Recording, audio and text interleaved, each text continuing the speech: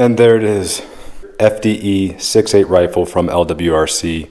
Top tier rifle, excellent buy if you're going to step up from a 5.56. You can see the SIX8, fat little round right there. Red indicator, red follower, specific Magwell made SIX8 magazines. No issues feeding, the reliability is on point. What better rifle to up the caliber of what you can send? A little bit more kick to this, but it's well worth it. It's gonna be negligible after a few rounds. For comparison, on the left, 5.56 green tip, then blackout, then the red tip is the SIX8 special, and all the way on the right, you got the fat Creedmoor cartridge, 6.5 Creedmoor. My top 4 rounds that I'm sending, cartridge selection is up to the end user, right? But this SIX8 delivers great accuracy, serious pound-feet energy when hitting targets. So once again, rock on to Magwell and LWRC for collaborating on getting a good magazine and making an overall rifle that cycles and delivers this round consistently. It is nice to know you have reliability and cyclic ability to send that 6.8 round downrange over and over again, whatever the application may be.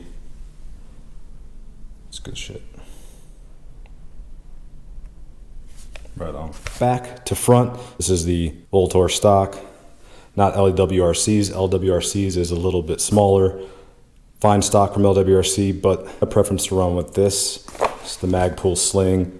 It's LWRC's snakeskin pattern grip. This is the Viper PST up top on the Midwest Industries quick disconnect mount. LWRC's skirmish sights, still intact, backup sights.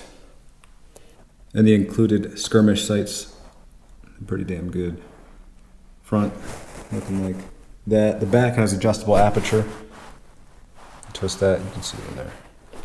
And this Midwest mount, you know, it's a quick disconnect, lets me cycle optics, and it's also high enough to keep the skirmish sights on. So you just pop up and down.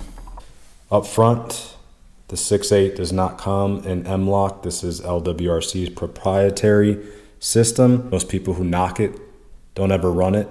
It's fairly simple to run. It's just a modular pick rail system that is actually very customizable. It's pretty nice. So you look at this side, flat for to body, nothing's gonna catch. I can switch it up anytime. I can take this off and go 2 on the panel. Easy switch, but up front and close, look at that fluted barrel. It is thick. It looks nice. It's just a flash hider on the front, A2, nothing crazy.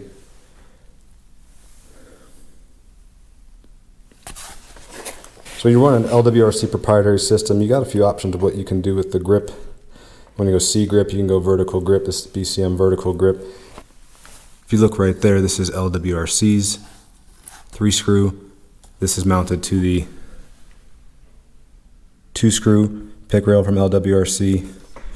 The excellent fact about this piston-driven gun is not a lot of cleaning is going to have to happen.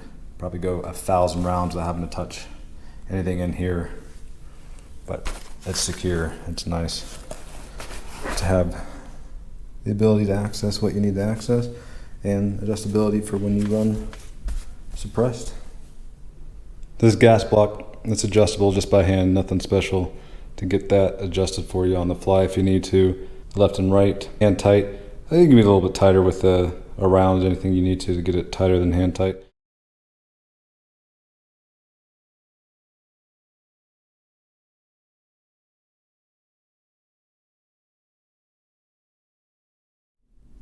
With the modularity of the rail system underneath, have the pick rail ready for the bipod, and over here it's flat, so up the body to me it doesn't snag. Here's the rail for the lights, maul, D-ball, whatever you're running on the side. I can take that off and put again that on there, but you have a lot of real estate and space. This is a mil-spec trigger. Check out the purple spring. If you know, you know. And that's what you're getting from LWRC with this rifle. It's a single stage. It feels really nice. Comes in about 4.5 pounds, pretty consistently. Right, this mil-spec trigger is single stage. It has just a little bit of give to it. When you pull, you press in, and there's just a nice crisp wall snap. Back it goes. Boom. Now, I'm a fan of two-stage triggers, but this single stage is going to get it done. Whether you're hunting or not, it's a fine trigger. Very little travel. Let me put this down and get your reset.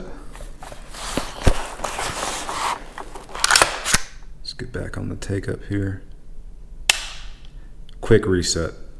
I mean, seriously quick reset. And then bam, down it goes again.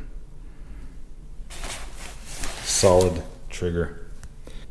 Options there to upgrade two-stage in this would be phenomenal. I don't know why there's not an option to go two-stage. It was just the cartridge, the application, the entire round.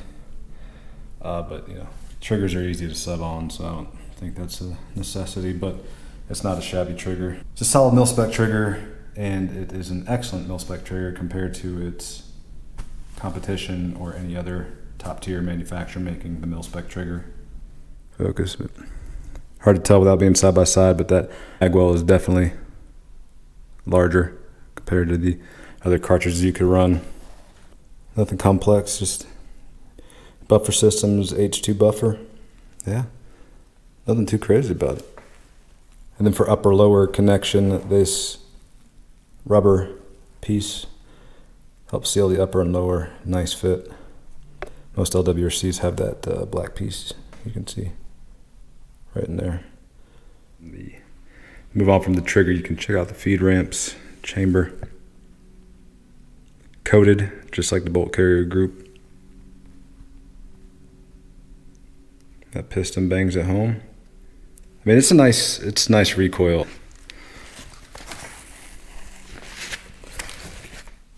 Ambi charge handle and that bolt carrier group. Again, this is gas piston driven. Bam, where it hits. Integrated keyless design. You know, coated. If you're familiar with LWRC, you know that's how the bolt carrier groups come. The cut.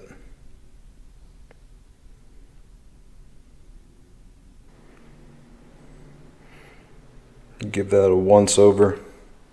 See what you're getting with the 6.8.